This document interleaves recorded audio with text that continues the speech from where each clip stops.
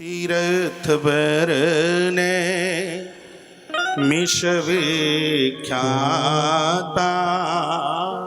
तीर्थ बरने मिश विख्याता, अति पुनीत साधक सिद्धिदाता।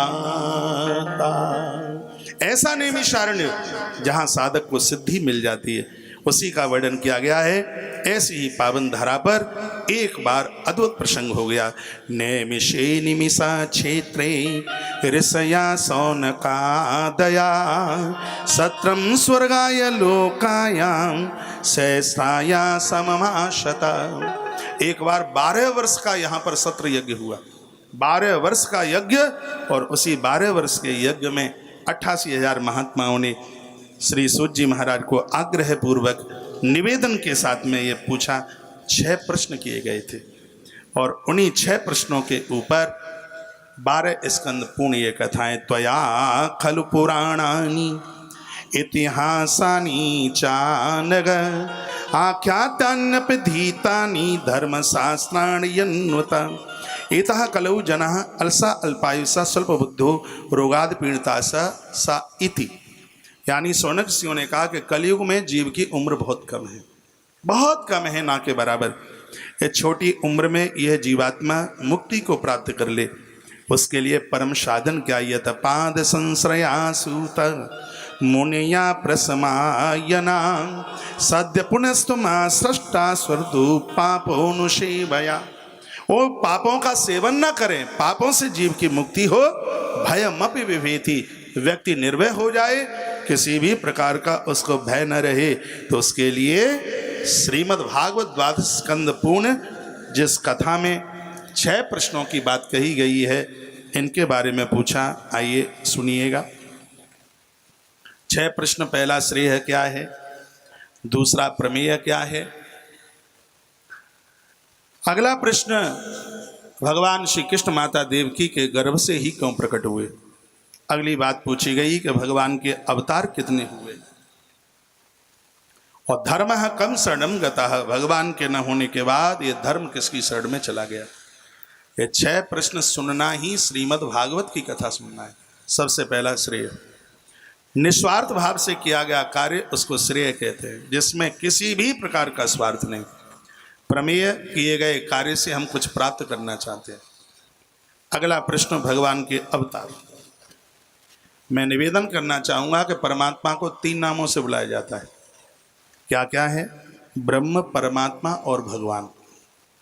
भागवत में बड़ा सुंदर श्लोक है, वदंती तत्वता विद्यस् तत्तम यज्ञान मद्वयम ब्रह्मेति परमात्मेति भगवानीति शब्दते।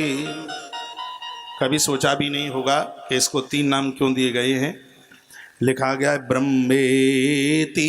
जो वेदांती लोग हैं वो उस ईश्वर को ब्रह्म कहते हैं, जो वेदांती हैं वह उस ईश्वर को ब्रह्म कहते हैं, और जो योगी हैं वो उसको परमात्मेति परमात्मा कहते हैं, और जो भक्त हैं भगवानिति शब्दते, जो भक्त हैं वो उसे भगवान कहते हैं।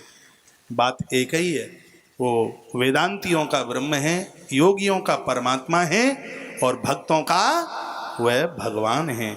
इसलिए सूत जी महाराज कहते हैं, सौनक ऋषियों को बताते हैं कि मैं चाहे अपने मुंह से ब्रह्म कहूँ, परमात्मा कहूँ और भगवान कहूँ, ये तो ऐसे ही समझ लो जैसे एक ही व्यक्ति किसी का मामा है, किसी का फूफा है, किसी का चाचा है, किसी का ताऊ है। उसी प्रकार से एक ही ईश्वर के लिए शब्द हैं।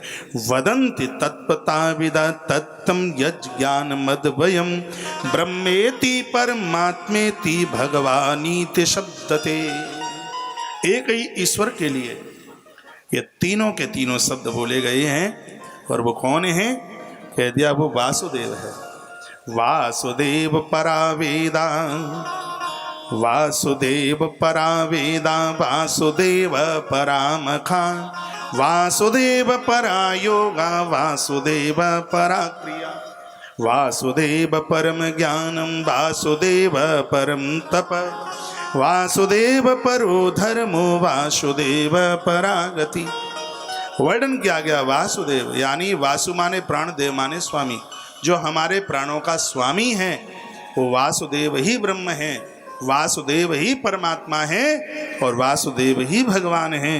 इनके चरणों में जो चल करके आता है भैया वह अपने जीवन के परम ऐश्वर्य को प्राप्त करता है। और वही वासुदेव धरती पर विविध प्रकार के अवतार धारण करके प्रकट होता है।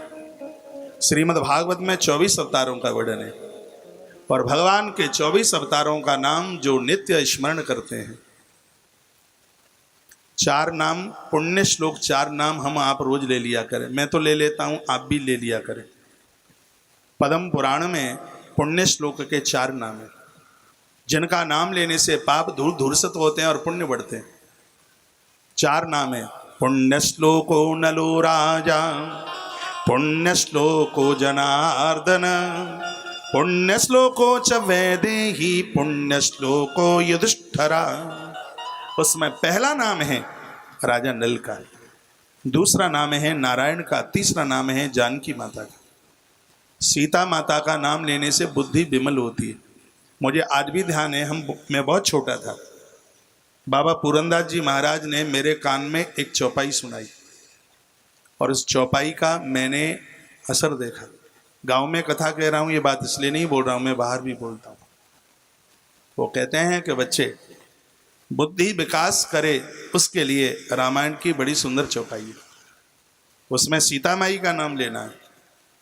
जनक सुता जग जननी जानकी, अतिशय प्रिय करो रानी धानी की, ताके युग पद कमल मनाओ, जासु कृपा मलमति पावा।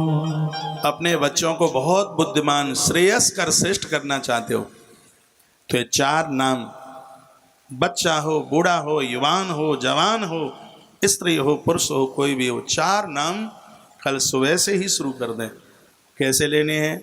नल राजा की जय हो, नारायण भगवान की जय हो, सीता माई की जय हो, युधिष्ठिर राजा की जय हो। तो ये पुण्य श्लोकों में नाम आते हैं। उसी प्रकार से 24 नाम भगवान के अवतार के, 24 अवतार भागवत में। सैवं प्रथमो देव कुमारम सर्ग मास्थिता, चचार दुश्चरम ब्रह्म ब्रह्मचर्यम अखंडितम। पहले अवतार में भगवान सनक सनंदन और सनत कुमारों के रूप में प्रकट हुए। इसको ब्रह्मचर्य अवतार के नाम से जाना जाता है। धरती पर बड़ी बड़ी शक्ति हैं, ब्रह्मचर्य शक्ति के समान कोई शक्ति नहीं है। लंका को हनुमान जी ने नहीं जलाया, फिर लंका को हनुमंत लाल जी की ब्रह्मचर्य साधना ने जला करके राख कर दिया। पितामह भीष्म के पास में यह अखंड, ये ताकत, यह शक्ति है। तो परमात्मा ने इस बात का प्रचार किया कि ईश्वर ने ऋषि रूप में प्रकट होकर के और ब्रह्म संयम साधना का प्रचार किया। बहुत लंबी उम्र होने के बाद भी संत कुमार 5 ही वर्ष के लगते थे, और जो योगी हैं उनकी लाखों लाखों वर्ष जिंदगी होती थी। इसलिए होती थी क्योंकि उनके पास में यह साधना थी। इसके बराबर कोई दूसरी साधना नहीं है। पहले अवतार में सनत कुमार, दूसरे अवतार में द्वितीयम च भवाय स रसातलगताम महिम उदृष्टन पादत्ता यज्ञ सा सौकरम बपु। दूसरे अवतार में भगवान वराहदेव, जो कि धरती माता के पति बने हैं भगवान। इसलिए तो धरती को विष्णु पत्नी कहा गया, विष्णु पत्नी नमस्तुभ्यम। इसलिए उनको हम विष्णु पत्नी समझ करके उन्हें वंदन प्रणाम करते हैं। वराह पुराण में बहुत विस्तार पूर्वक कथा कही गई है कि भगवान के रोम जहाँ धरती पर गिरे उससे कुसा बन के तैयार हो गई, भगवान का पसीना जहाँ गिरा उससे तिल बन करके तैयार हो गए। पिंडदान में और जब जल देते हैं 3 बातें उसमें बताई गई हैं। यदि जल देते समय 3 चीज़ें न हों तो वह जल पूर्वजों को प्राप्त नहीं होता, ऐसा गरुड़ पुराण में भी लिखा है। एक है कुसा, हमारी भाषा में जिसको डाब कहते हैं, और दूसरा है तिल, और तीसरा है गरुड़ पुराण के अंतर्गत पितामह भीष्म को अंजलि। जब पूर्वजों को पुरखों को जल देते हैं, अब जानकारी नहीं है तो कोई बात नहीं, जानकारी होने के बाद जो लास्ट अंजलि है वो पितामह भीष्म को दी जाती है। तर्पण का जल, श्राद्ध का जल, तब ही पूरा होता है।